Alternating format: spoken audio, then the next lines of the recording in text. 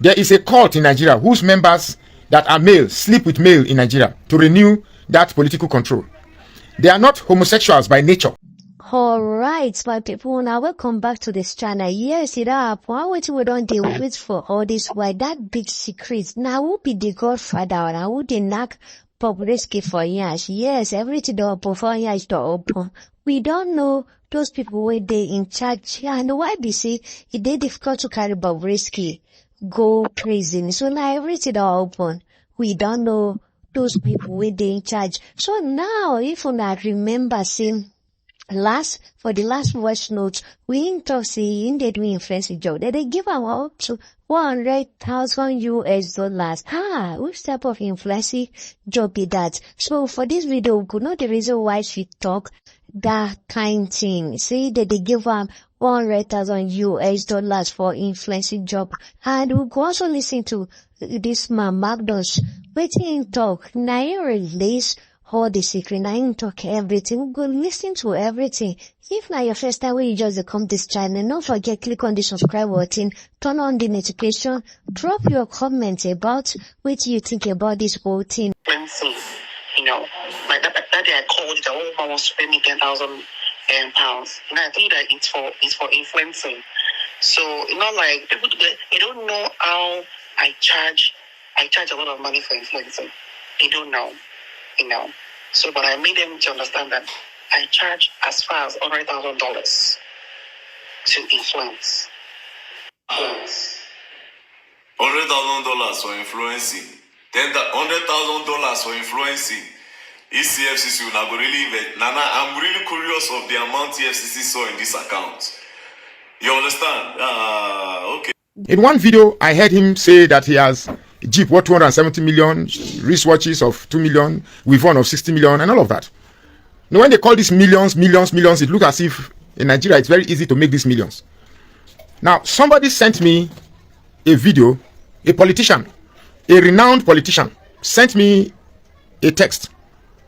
A very big politician, I won't call his name, and I won't call the position he's holding. So, and he told me that I should read this thing out. He said, "Good evening, sir. Sir, there is a cult in Nigeria whose members that are male sleep with male in Nigeria to renew that political control. They are not homosexuals by nature, but they are made to have sexual intercourse with fellow men so as to keep being politically relevant. They do this intercourse 3 times a year.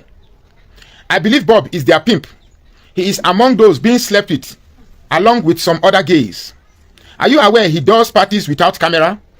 Those parties are being organized and funded by those cult members during their constant rituals.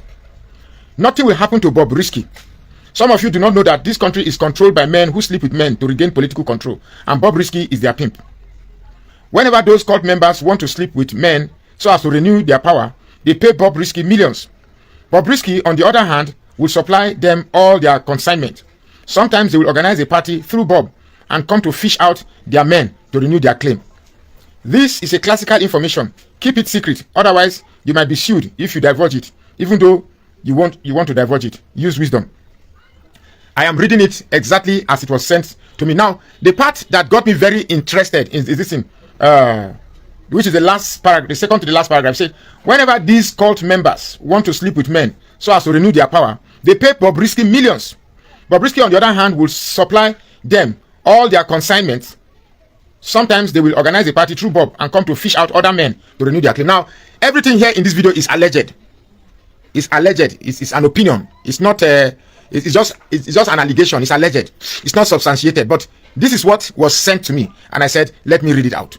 So, because when you are beginning to wonder where is Bobrisky having money to do all the videos, to spend all the videos, the flaunt monies around, I think this paragraph clearly explains it all. So, I don't intend to say too much. But I urge Nigerians to stand firm and protect the culture that we've been used to. The culture that I know is man marrying a woman and having children and dying peacefully, and their children take care of them. That is the culture I know.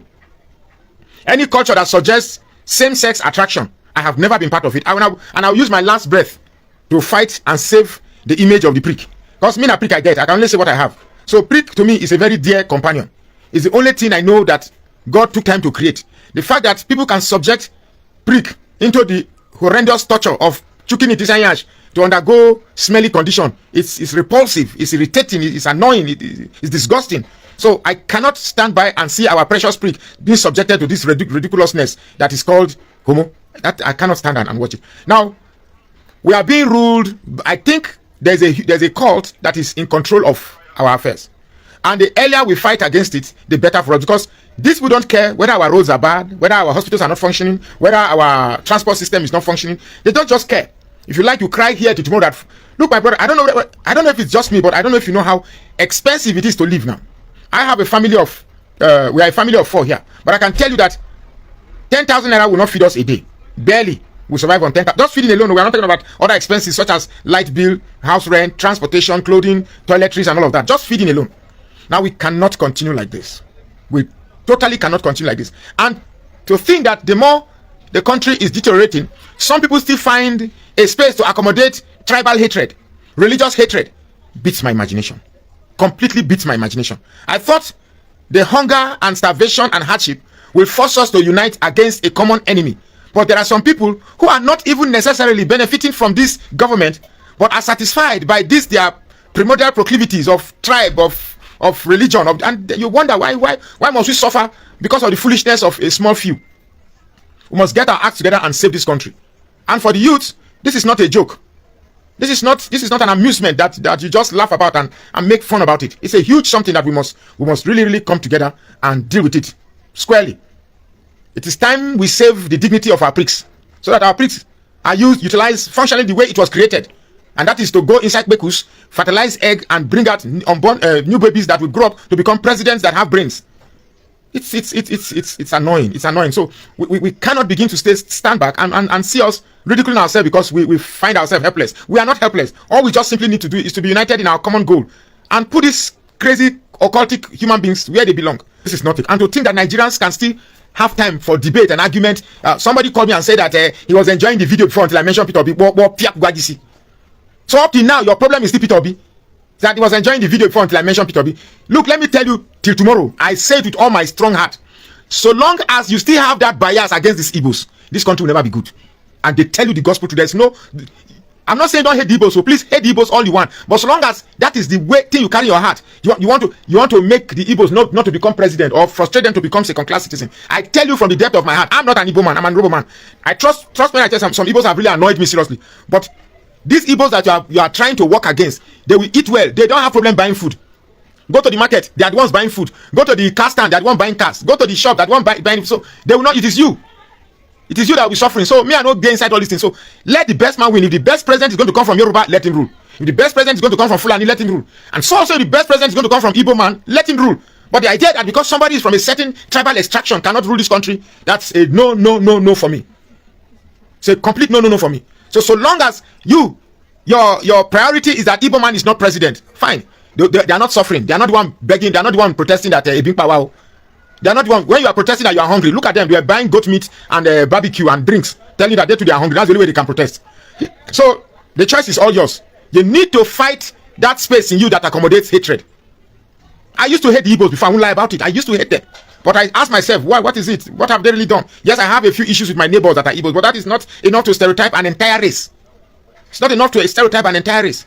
Even though I had issues with IPOB, strong one, till tomorrow, they insult me, but it's still not enough for me to stereotype a whole race.